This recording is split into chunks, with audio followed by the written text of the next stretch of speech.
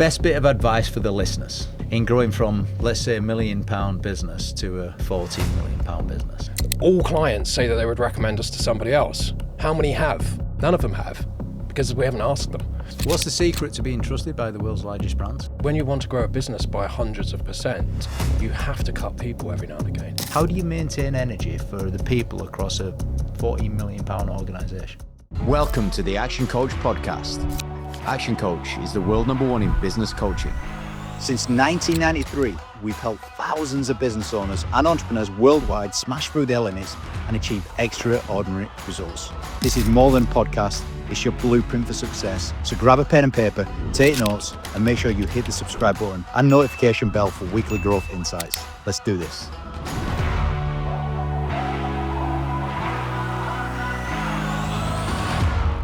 ActionCOACH, the help you need to grow your business. I've just been through this conversation with these three guys here, and a few things have come out of this which were unexpected, really. If you're to ever go from £1 million organisation to a 15 million and go past 100 people, the first step in doing all of this has been get your processes right first. That's Matt. Know your people, lead by example, and hold yourself accountable. Okay, we're good to go? Okay, we've got the dream team in this morning. Jamie, I've heard from your head of marketing that this business, Arum Global, is a 25-year-old startup. What does that mean?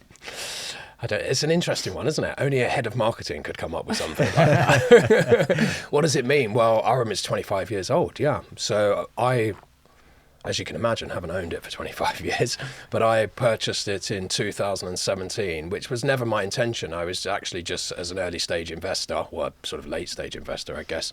But I anticipated acquiring about 35% of it, ended up acquiring it all. And yeah, fast forward to where we are today, and we are full steam ahead. Would you look back at that? You know, initially you were going in at 35%, you ended up buying it all. Is that a mistake, or was that like a blessing in disguise? No, it was. I mean, it's easy to say when, you know, we took it from £2 million revenue to £14 million revenue, so it's easy to say it wasn't a mistake. But who knows? I mean, it's never easy, right? We didn't intend to do it. So Arum was an amazing brand. When I came across Arum, I owned another business called Hito, which was a fintech company, and I was trying to sell technology into the banking sector, and Arum was sat the other side of the desk. And I was like, who are these guys? Why have they got so much authority in the procurement space? And these guys were £2 million revenue, tiny little consultancy, and yet they were representing the world's largest brands on the procurement side. So all of a sudden, fast forward about 3-4 months later, I got an offer to sell that business. I sold that business. 7 weeks later, I bought this one.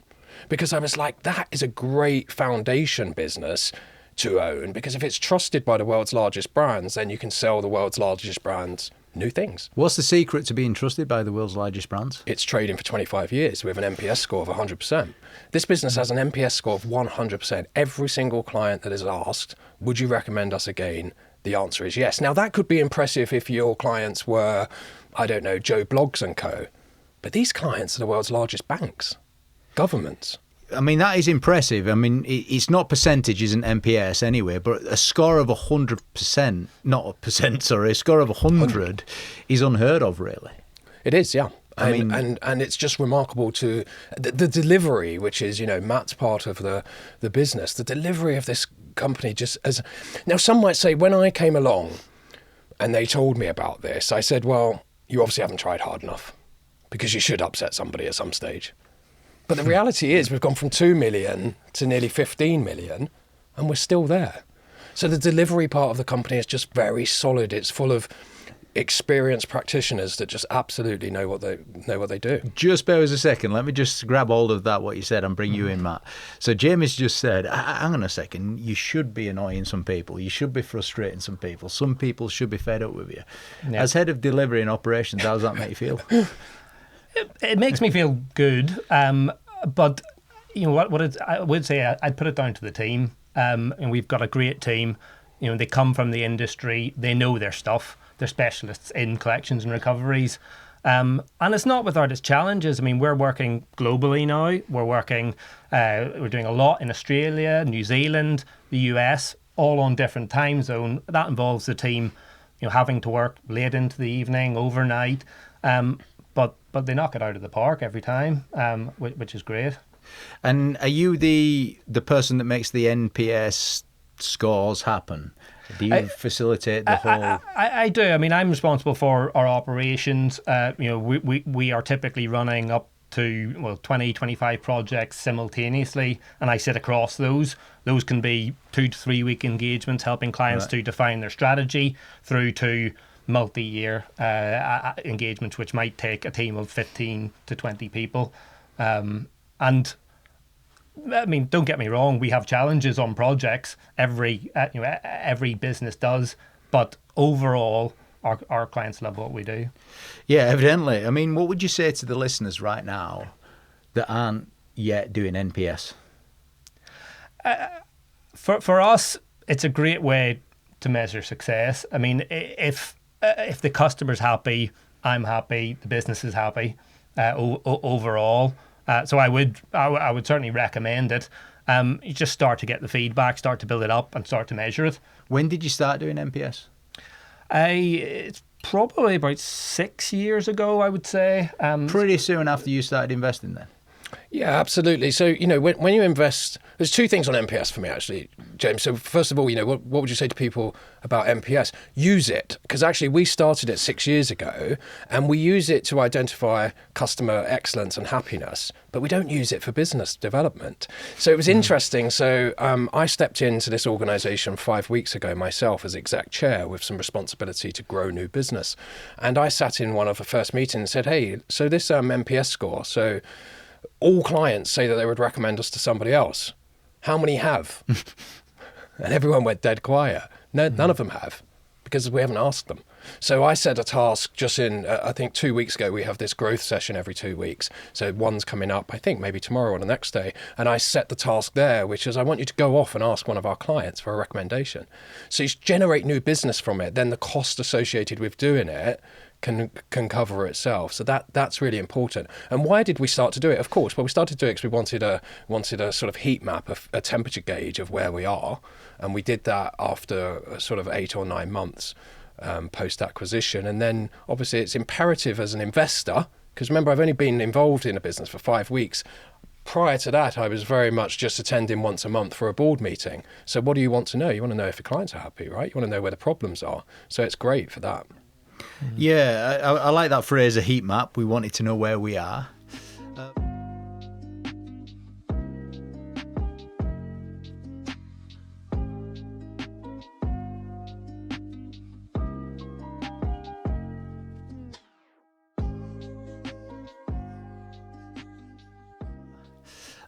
Now, nonetheless, where we started on this is a 25-year-old startup. You invested in 2018. Matt, you've been in the business for how long? Since 2008, so coming up to 18 years now. And just bear with us a second, El, I'm bringing you in about 1 or 2 minutes' time.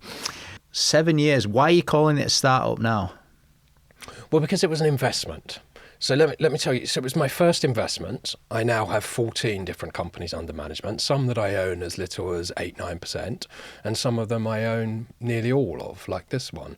And it was an investment while I ran a portfolio, brought up my 2 young children before they went to school. They both started school in the last couple of years. So my energy levels have changed from sailing around Europe with my 2 babies to dropping them off at school and needing something to do for 10, 12 hours a day. So you start to look at your portfolio a bit different, and you go, which of these do I not want anymore? Which of them do I want to double down on financially, and which of them could I really help? And with this one, as I said, we took it from when we purchased it in 2017, it was turning over about 2-3 million quid, losing £400,000 a year.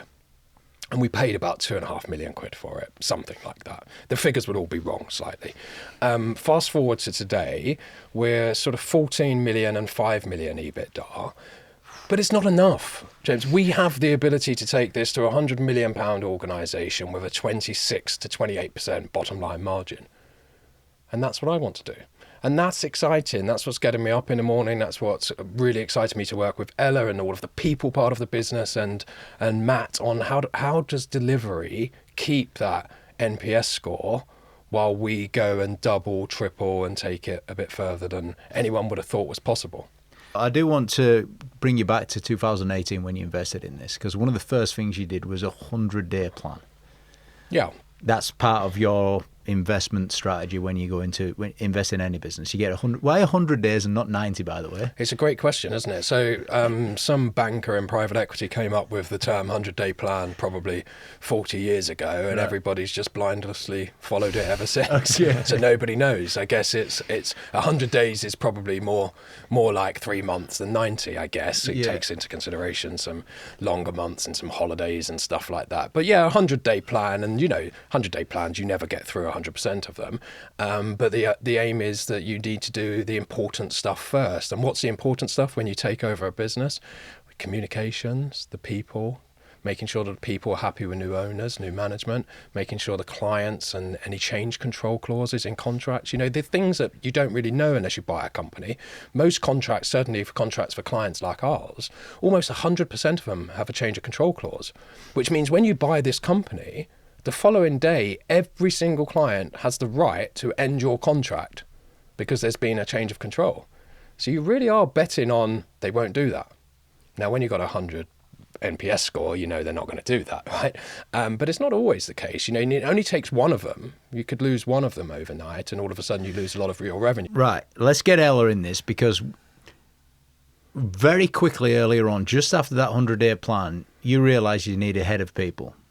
And that was a promotion, really, for you. Do you remember when this happened? Yeah, and actually, I was thinking when Jamie was just talking just then about my first, or our first, with the company when we did our first sort of in-person get-together. We call them all hands days. And Jamie came along and spoke to the team and did a presentation.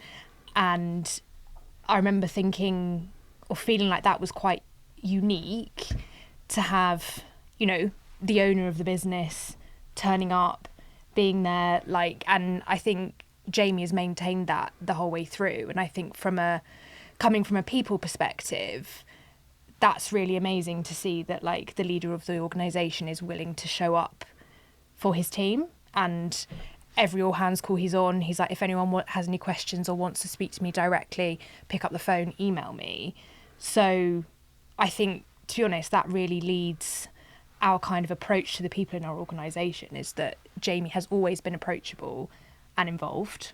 It's brilliant, actually, because with Ella hears from me quite a lot, but it's generally for one of two things. It's either to send someone a gift because I've recognised that they're brilliant and they're working hard, or, they've just done something quite special, which I do quite a lot. My first ever company I sold to a Japanese outsourcing firm, and I picked up from them the culture of gift giving, and it really does work immensely. And when it's not to give gifts, it's because I've decided to end someone's contract. So poor Ella One really extreme does to the other. she gets to work quite closely with me, and there's no apologies here. When you're when you want to grow a business by hundreds of %, you have to cut people every now and again. You have to get people off the bus that are just not right for the journey. How have you found that? When you get these phone calls from Jamie, let's send this gift. That's quite a nice thing to do, yeah. Yes. But how have you found the cutting people part?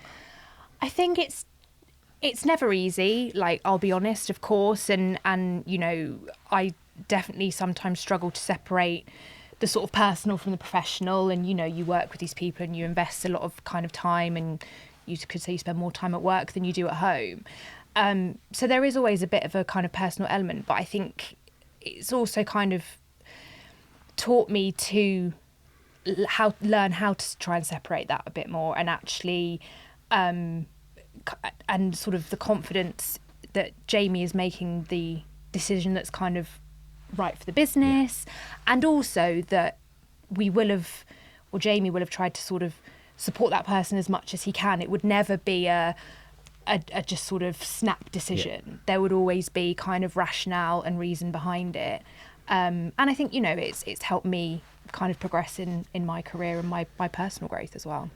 The beautiful thing about this is because a lot of small businesses at 2 million, I mean, you're still a really small business there.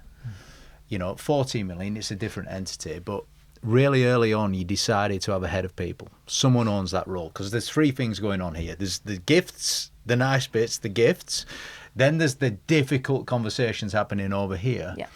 But the bit in the middle is maintaining energy of the staff, the morale, and the development of, you know, and that's your day job. How do you maintain energy for the people across a £14 million organisation? It's a really good question. I do think, you know, having sort of the team around me really helps. I'm not going to sit here and say it's something I do completely on my own. You know, I work very closely with Matt. Matt, obviously, as you said, heads up our delivery team. That's, I suppose, the biggest subsection of the company is that delivery team. Yeah. So I think it's kind of, for me, about having really strong relationships with the key people and kind of approaching these things together rather than in isolation, I think. I agreed. And, you know, particularly at the moment, we're spread throughout the UK, our team, so we're not in an office day in, day out, and it's important to keep those face-to-face connections, so get together as soon, you know, as much as we can.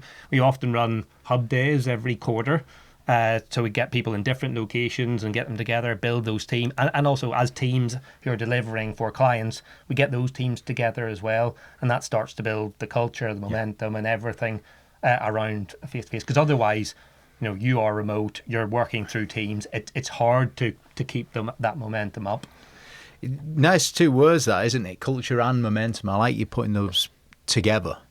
And you called them all hands days. That's what you said earlier on. Yeah. Did you make that phrase up? I did not. It preceded me. It actually started you probably with know from 2008. It started with all hands training day, and the background of that is when we're working with clients. You know, as I said, it's really important to get teams together, but we also need to navigate that with clients as well. So all hands training day was presented to clients, or is presented to clients, as this is our opportunity to come off site, get the teams together, to train, to learn, to build experience, to then bring that back to the client again. So it's linked with that. You know, something that you said earlier on, Jamie, was what can sales solve? It's a really, really powerful question, and a lot of the listeners have picked up on that, including me as we've gone on there. But there's something else that I just want to magnify. You know, you made a decision really early on to get ahead of people, which stops you having to do the stuff, which allows you to delegate and communicate. You know, because what's really common for the listeners is they've got a technical person, like head of ops type person, managing a real integrator in the business, but it's not as common for small businesses to have the head of sales. What impact has that had on you from day one? We're a people business, right? And I know every business should say that, but we really are. We sell people. We sell people to our clients. Our clients see our people. So it's really imperative that our people are good, but almost as important that they're happy, that they show up. When I say show up, I don't mean physically or on Teams on time. I mean, you know, with some energy, with some intent. I've got this thing, I think, James, you and I have probably spoke about it on previous podcasts. My personal values, the values I live my life by, are to live a life with energy, passion, and compassion. And that's what I want to see in our people. And if you think about why do we have a head of people, well, it's because my personal values demonstrate that we should. We should have compassion towards people. We should recognise that we have staff that are juggling different things, caring for older parents, children, you know, cost of living crisis, all sorts of stuff. We still have to run a business and we need to be mindful of that. But if we can't take care of those small things in the process, then, you know, it would be it would look much more like a private equity model, right? Yeah. It would look like come in, maximize profits and get out. We want to come in and grow over the long term. We've owned this company now. I've owned this business for 7, 8 years. I'd like to own it for another 7 or 8 years, maybe another 17, 18 years. You've grown from a small business to, let's just call it a medium business, even though it's He's still an SME, so to speak. What's it been like, Matt, growing the operations from 2 million to 14 million, and what have been the biggest challenges?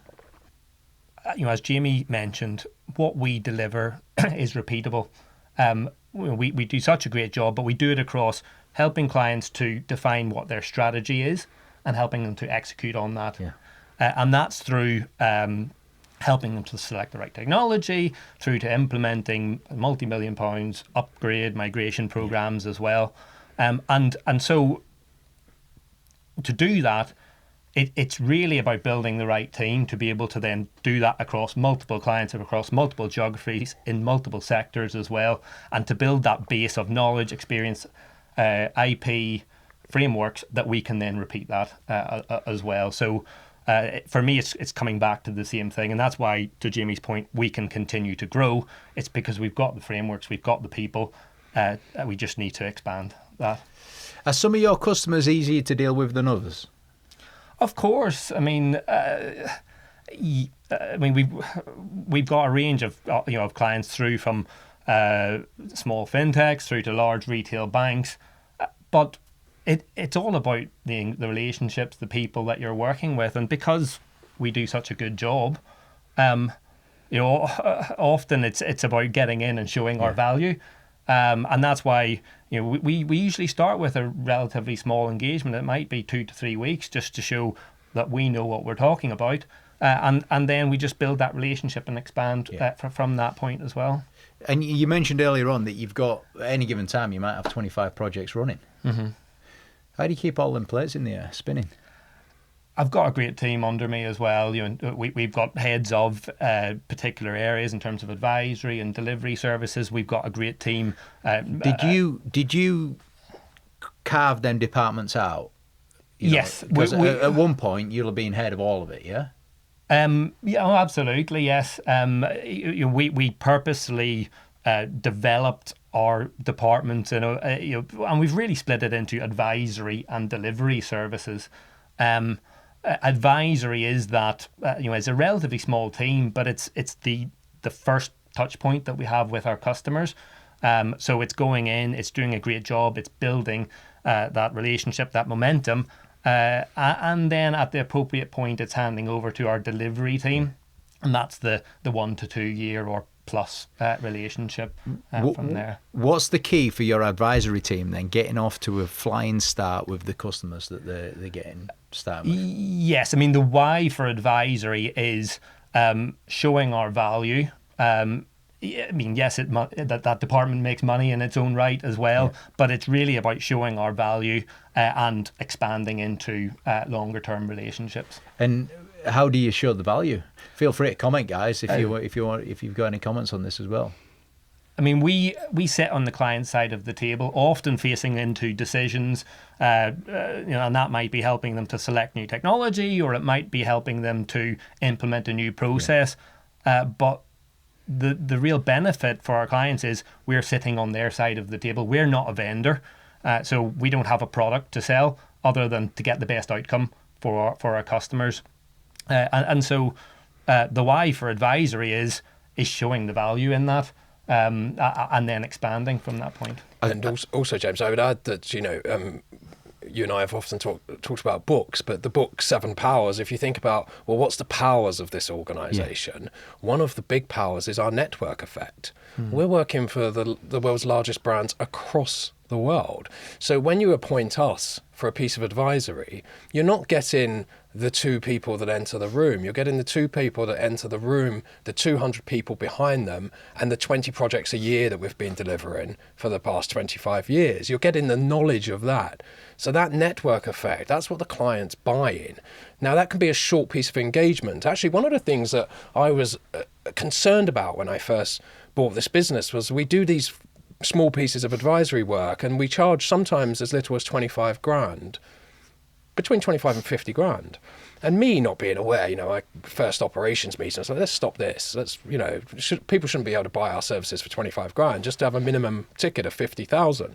And then people go, well, hang on a second, 25 always turns to 100, and 100 generally then goes to 300.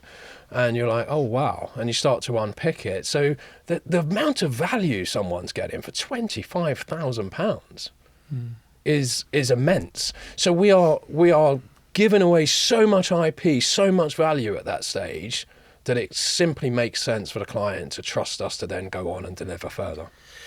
There's a number of things that you've both said there, actually. You know, I do want to reinforce this point because you said it twice, actually.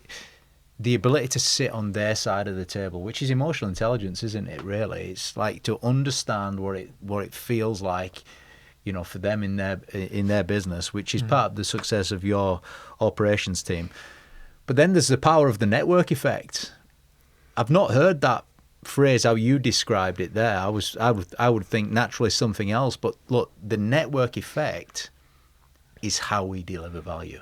Absolutely. It's not the two people at the front that they're getting, it's all of this and the lessons from the 20 other global organisations that's trusting us to do it right for them at the same time. And do you know what else, James? We work in a really difficult industry, right? We help our clients collect debt, whether that be through introducing new technology, new processes, new strategies. In some instances, we manage the service for them and push it out to suppliers. We do the data analytics tools, the identification of vulnerability. Now, we do all this with a very, very strong sense of purpose, and that is that everybody deserves to be paid what they are owed, but not at any cost. Ooh, interesting that, isn't it? So we sit on the client side. Look, we know that you have to be paid what you're owed, because if you're not, the cost goes up to the other users, or you go bankrupt as an organisation. So we understand how important it is for you to recover money that has not been paid to you, but not at any cost. We recognise that debt, second to gambling, is the biggest cause of suicide, of domestic abuse. We know that. We see it across the world. So it enables us to advise our customers, our clients accordingly. Yeah, it's really powerful. As you said that, I could feel the emotions coming from it. What's been the biggest wins that we've had with some clients here on collecting debt earlier on? Because I'm guessing that you guys could have a huge impact straight away. Yeah, but I mean, it depends how you measure impact, right? So there's a piece of work that we've done recently, which is a brand new piece of work. Don't know who came up with the idea, but it's a brilliant idea. And that is that vulnerability for the last sort of 10 years has been a big thing, and quite rightly so. People should actively look for vulnerability, stop trying to chase debt when it's identified, and put the case into a different category, and then monitor it to see if anything happens outside of that. So, for example, someone might be vulnerable today because their significant other is suffering with cancer, and this is just too much for them to deal with right now. But in a year's time, that might have resolved itself. Now they should still re-engage and they should pay what they're owed. But what's happened is the industry in general has taken a complete turn on that. So what they've done is they've gone, put it into vulnerability. We never want to touch anybody that's vulnerable because of the press and the bad PR that will come with that. Well, we did a piece of work recently for a very large energy supplier where we said, well, let's have a look at this. And I think I'll get the figures wrong, but I think it was about £80 million worth of debt sat in this vulnerability file. And we said, look, it's been sat there for up to 10 years, some of it. Now you need to look at it to see, are they still vulnerable? And engage with them, because it's not right if you claim vulnerability at one single step that you never have to pay again, because if that happens, guess what happens to energy prices? All the people that do pay more. Yeah. So that's just not the outcome. So we've just finished a piece of work for this client, and we've now sold them a licensing model where we've built this tech. They drop us the files, we give them the information back so that they can keep on top of this ongoing. But the big win from that was, I think it was about 14 or 15% of that should have been reactive and recovered. So, you know, they paid us a couple of £100,000. We gave them back 16 million quid's worth of value on day one, and they'll pay us a couple £100,000 a year now to stay on top of it, hopefully forever, and we'll keep those models being rebuilt. Now, what is the message to the customer that pays every day is that we won't allow people to deliberately not pay, right? If they are genuinely vulnerable and they shouldn't, we should write it off. We shouldn't keep it in a holding pile. It should be written off. But it's stuff like that where you go, we really are supplying significant value, but not just to the customer, not to the energy company. And I know most people go, big, bad energy company. Forget about the energy company. If the energy company don't recover this, guess what happens to those of you that are paying every month? Your bills go up. It's very simple. If you don't have pricing power, so, two people suffer with bad debt. Either the business that's owed the money goes bankrupt because they have zero pricing power. So, for example, let's say I'm a pub or a trainer shop and I sell trainers. I can't just put my trainer price up when some people don't pay me, because people can simply go to the next street and buy the trainers. So I have no pricing power. So in that instance, if I don't stay on top of people paying me, I go bust. If I've got pricing power, I put up my prices, and then the people that suffer are all those that do pay me. There's only two people that suffer, and our job is to try and get that balance right. Yeah, no, I completely agree. But I come from a technology background as well, and because that's a big win, that's a big win for our client. But when some of our team are working, and we might have a team of 10 working on a large migration implementation project of a new set of technology, which is going to give our client the baseline of data, of process, of strategy to then improve. It's all working up to one event, which is the go live, and for me, the big wins are in, the camaraderie of of all coming together for that one event on that night. It's a successful event. You've migrated millions of customers. They're all, it's a seamless transition, and everybody can say we've done a great job as well. Yeah, well, look, I mean, all of the listeners in their business, they've got to apply the same kind of things into collecting the money in their business and dealing with the customers as well. Let's go back to people. What have been some of the challenges along the way of growing the headcount to where you've got it to now? What is the headcount now at 14 million? I think it's about 100 and, I don't know, between 100 and 150 people. So what have been the challenges along the way, let's say from 30 people up to 150? I think, as Matt mentioned earlier, the fact that quite a lot of our staff are based remotely. Yeah. That obviously wasn't always the case. Kind of pre-COVID, there was a lot more travel to client sites. There was a lot more, we sort of had an office presence. So that kind of turned things on its head. And so I think it's like, how do you kind of maintain kind of employee connections when people don't physically see each other every day? And okay, yes, we obviously have Teams calls and we speak to each other every day, but I think it's trying to kind of maintain those connections in a remote world, basically, or a remote company for us at least. So as Matt said, we invest in kind of hub days, kind of getting teams together. Hub days are separate to the all hands on deck. Keep up. Throwing a lot of different words at you. Yeah. What's a hub day?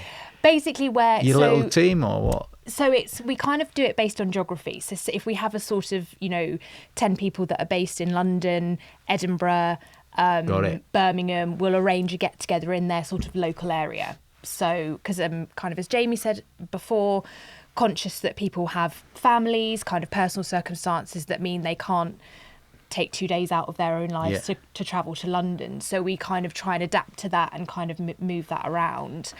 And also I think trying to get that feedback from our people about what they'd like. I mean, How often do you get the feedback then? At the hub days or separately to that? Yeah, at the hub days generally. And because also I think getting people together is really important, and we're really focused on our kind of employee engagement. But I think another thing that I've learned during this is that actually you can offer all of these in-person get-togethers, but not everyone wants to come. Not everyone wants to come to them, and you've sort of got to, I think, navigate that a little bit as well. Like, do you have to twist arms, or do you make them come, or is the rules? We threaten them, but don't publish. We encourage. Get Jamie on the phone. Yeah, exactly. They'll get a knock at the door, and no, I think approaching those people on a sort of individual level.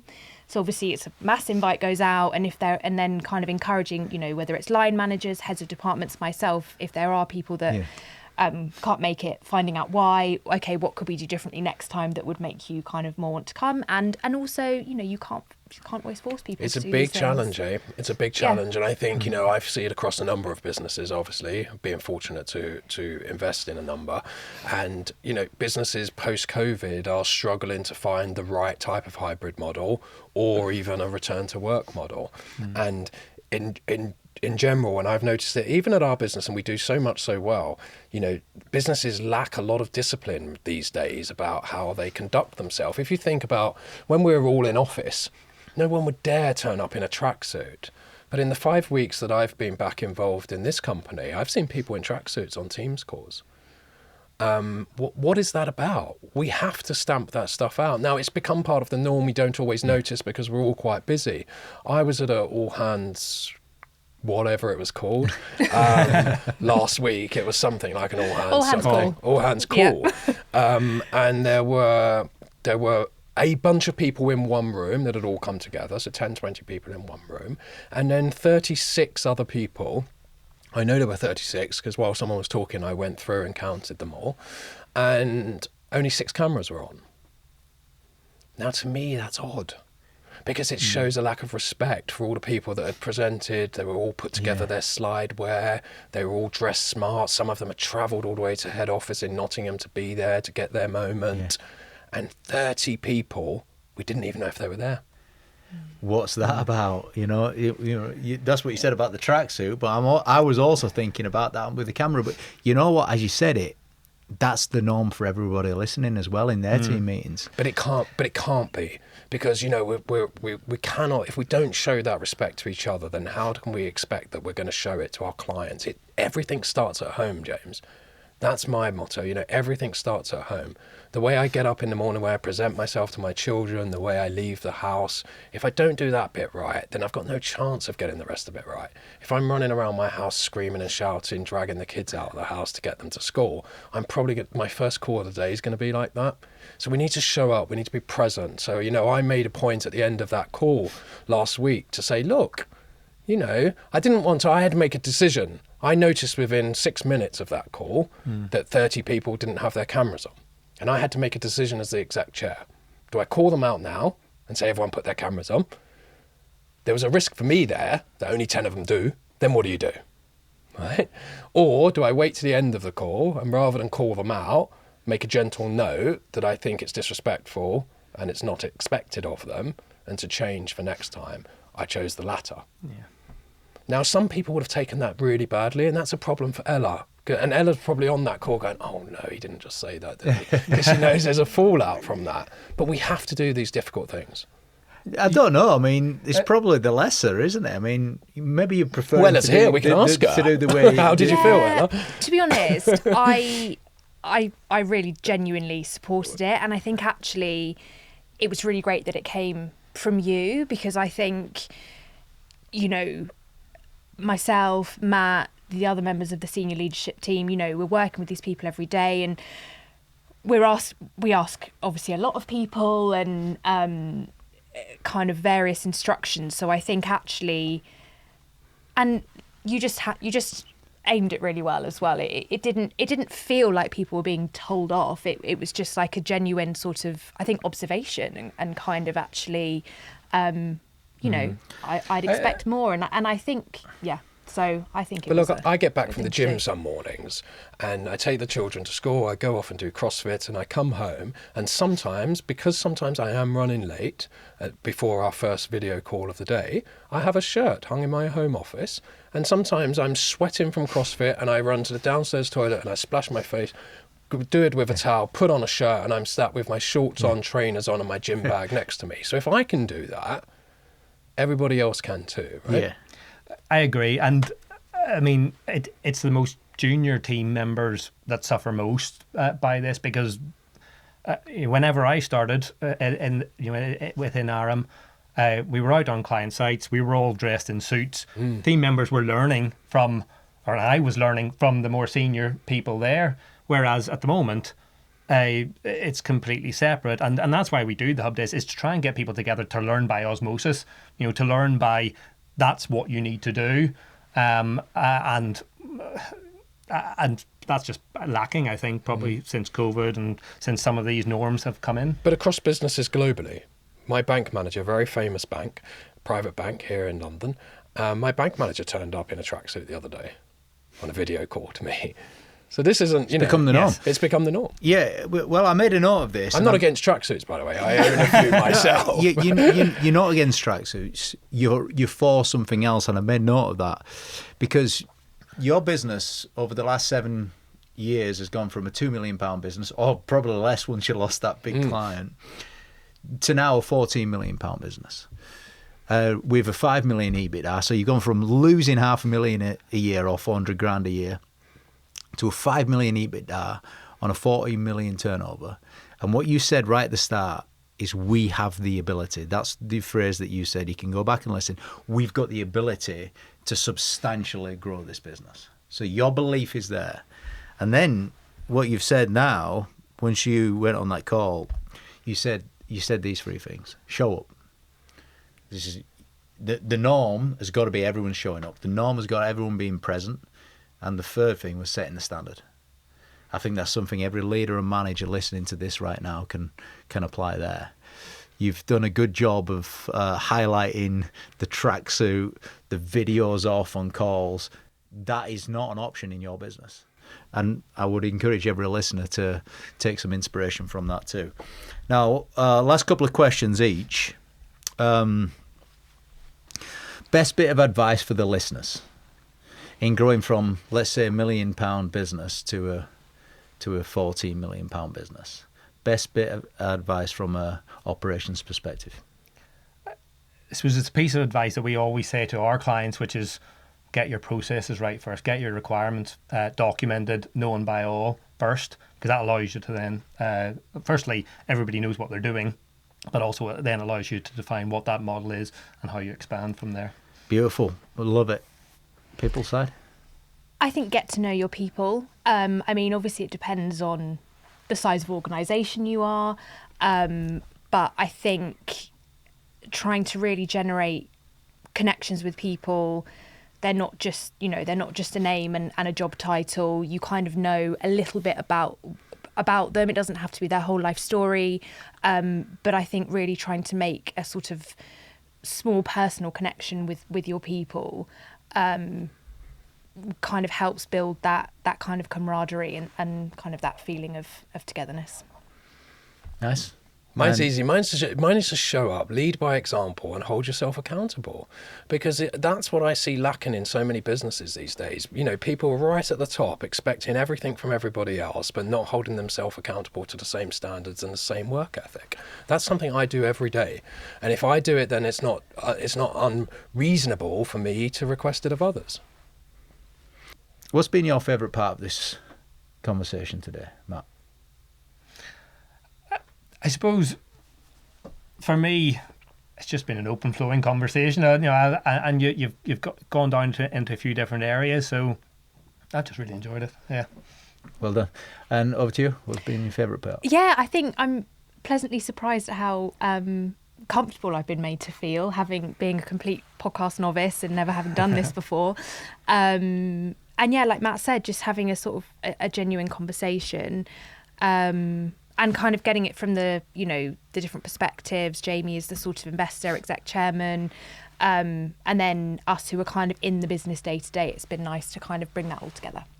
Yeah, I want to acknowledge this. A lot of the listeners will be thinking to themselves, they need a kind of Ella head of person type person in their business, so that they can delegate effectively and communicate, as Jamie's been saying. So it's been good that the viewers have been able to see the dynamics of the team, because this is real. What's been your favourite part of the conversation, Jamie? You know, it's great to be in the room with the guys talking about this stuff, and it's given me a great idea that we could bring podcasts to life in our own organisation, interviewing our own people, and it will be a great way for people to get to know people better. So that's something we can take away. But for me, I should just add, Ella, it's not an easy job. It's a really tough job. Really tough job. So if you do get ahead of people, I wouldn't advise you just put an advert on LinkedIn. This is an internal recruitment. We saw in Ella that she would be perfect for the role, so we created this role. We didn't say we need a head of people. What did you see in her? We saw that she had that touch. That administrative so strong, but with that personal touch, which is not in everybody. You know, some people are great at processes. The amount of head of HRs that I've met that you wouldn't want to be in the same room as, right? So it's not it's not a head of HR, it's a head of people. It's a much more subtle change to that. So she still has to deal with some of those difficult things. I see it actually in my head, I see it more as like a chief of staff.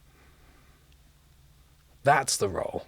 It's the person that does the bits that I just don't want to do. I don't have the time to do it. How do you feel about that new title? I think I just got a promotion. And it's been recorded. There we go. I witnessed it. Yeah.